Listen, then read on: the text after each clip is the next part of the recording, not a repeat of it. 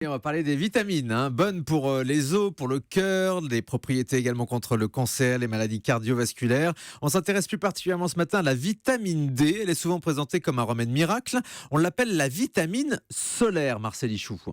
Alors, on l'appelle la vitamine solaire parce qu'elle est essentiellement synthétisée par la peau, par les ultraviolets qui réagissent sur la peau au niveau du cholestérol et qui vont donner par chaînes successives chimiques la vitamine D qui est nécessaire à la fixation, à l'absorption du calcium et donc à la constitution de vos os. Chez le bébé, chez l'enfant, on en donne systématiquement pour le supplémenter pour qu'il puisse grandir tout simplement. Et Donc, puis sous forme de cachet, c'est ça ? Alors sous forme de gouttes. Ah, des Sous gouttes. forme de gouttes parce que c'est liposoluble et l'absorption se fait mieux.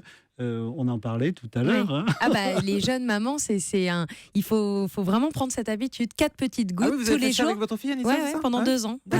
Tout le monde fait ça parce que c'est une supplémentation obligatoire. Mhm. Et puis après, chez l'adulte, il faut le faire. Alors, je voudrais faire un petit point sur les vitamines parce que il y a une espèce de croyance en la panacée universelle des vitamines. Je suis fatigué, je prends des vitamines. Bien sûr, c'est un Ce qui réflexe. ne veut rien dire. La vitamine C en l'occurrence. Oui, mais je vais vous expliquer pourquoi ça n'a pas de sens, notamment les polyvitamines. Uh-huh. Alors, il nous arrive à tous d'en donner, mais pourquoi ? Parce qu'une vitamine doit être à un dosage particulier. La vitamine A n'est pas la B, elle n'est pas la D, elle n'est pas la K, etc. Elles ont toutes une fonction spécifique. Donc, prendre des polyvitamines, ça n'a aucun sens. C'est comme si vous me disiez oh, je prends des bougies, de l'électricité, je mets tout ça dans mon moteur avec de l'huile. Non, il faut aller mettre les vitamines là où vous en avez besoin. Et si vous en manquez, il faut en prendre. Si vous n'en manquez pas, il faut pas en prendre parce que vous pouvez être en vitaminose et là il peut y avoir des dégâts aussi. Ah, donc le réflexe d'aller prendre de la vitamine C quand on est un petit peu fatigué n'a pas forcément de sens. La vitamine C, vous savez, il y a plusieurs choses. La vitamine C s'élimine, le surplus s'élimine automatiquement. Donc Celle-là n'est pas grave. C'est pas très grave. D'autre part, D'ailleurs, la vitamine C, il y en a dans du jus d'orange, il y en a dans plein de mais choses. de toute façon, toutes les vitamines, vous les trouvez dans l'alimentation. Toutes les vitamines, sinon on ne pourrait pas vivre. L'origine du mot vitamine vient du latin vita, qui est vie, donc c'est indispensable à la vie. Donc pour la vitamine C, c'est pas grave. Puis je vous dis toujours qu'il y a un effet placebo dans les médicaments. Et le fait de donner, vous avez quelqu'un un peu fatigué pour des raisons multiples, vous lui donnez un comprimé de vitamine et puis il va se sentir mieux. Donc, il va avoir l'impression que il y ça a des repart, choses qui sont pas graves. En revanche, la vitamine D a des actions spécifiques et il faut la doser.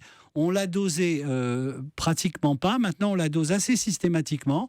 Et si on est en carence, c'est-à-dire en dessous de 30, 25 nanogrammes par millilitre, à ce moment-là, il faut donner une supplémentation en vitamine D.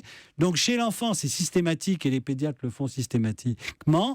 Et chez l'adulte, on la dose assez régulièrement, notamment dans les pays et les endroits où il n'y a pas de soleil, puisqu'encore une fois, elle est synthétisée par le soleil. Donc, essentiellement, un peu par les apports alimentaires, notamment avec les poissons gras, le hareng, le saumon, enfin, tous les poissons, mais en sinon, quantité avec le soleil. avec le soleil. Donc, quand vous vivez dans une région ensoleillée, il n'y a pas trop de soucis. En revanche, quand vous vivez dans des endroits où le soleil est peu... à Paris en ce moment, par Paris exemple. en ce C'est ça, moment, exactement. il vaut mieux prendre de la vitamine On D. est sous la pluie, on vous le dit pour les auditeurs qui nous On la écoutent en dose région. assez régulièrement pour pouvoir éventuellement corriger la carence si elle existe.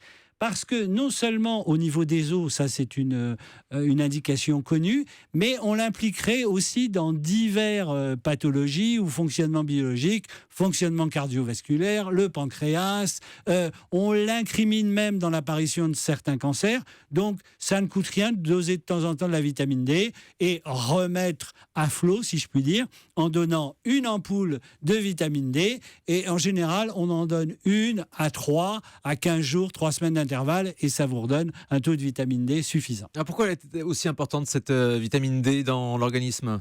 Encore une fois, elle a cet effet sur les os et donc elle peut donner, alors chez l'enfant, des retards de croissance, chez l'adulte, des petites douleurs et chez les personnes âgées, des problèmes qui vont venir encore s'aggraver par rapport au vieillissement et à la dégénérescence des articulations. Mais comme je vous l'ai dit, on l'incrimine, des études sont en cours dans le fonctionnement cardiovasculaire, dans le fonctionnement pancréatique. Donc, par précaution, on donne maintenant une dose de vitamine D pour la remettre à flot, tout simplement. Elles peuvent prévenir certaines maladies cardiovasculaires ou certaines maladies auto-immunes. Oui, alors. Il y a une chose, on essaye de faire le point dans cette émission, au-delà simplement de l'information. J'ai toujours l'habitude de dire, il vaut mieux apprendre à pêcher que donner du poisson. Donc, belle formule, Marcel. Il faut effectivement faire le point sur l'ensemble des vitamines, l'ensemble de l'alimentation, pour que les gens sachent comment se réguler eux-mêmes. Oui. Ça, c'est vraiment important, plutôt que d'attendre et de s'en remettre systématiquement au médecin, d'autant plus qu'on a une médecine, malheureusement, qui est ponctuelle. On a dans l'idée de faire ce fameux carnet de santé, de pouvoir faire un point régulier. Malheureusement, sauf chez l'enfant, ça n'est pas fait. Et rarement, vous allez chez le médecin, il traite votre problème, mais il ne voit pas l'ensemble de ce que vous devriez faire. Personne ne sait s'il est en forme en vitamine D, par exemple. Voilà, on le fait rarement. Donc, quand on suit les patients, moi qui fais ce métier, médecin généraliste depuis longtemps, on essaye de faire un point et de faire régulièrement des points, y compris si ça va bien. Parce que là encore, il y a une idée reçue, c'est on ne va chez le médecin que si on va mal. Vous savez que chez les Chinois, c'est le contraire. On paye son médecin que quand on va bien. Le jour où on est malade, c'est qu'il a fait une erreur. Donc, allez voir votre médecin et il fait le point. Il y a des choses faciles à faire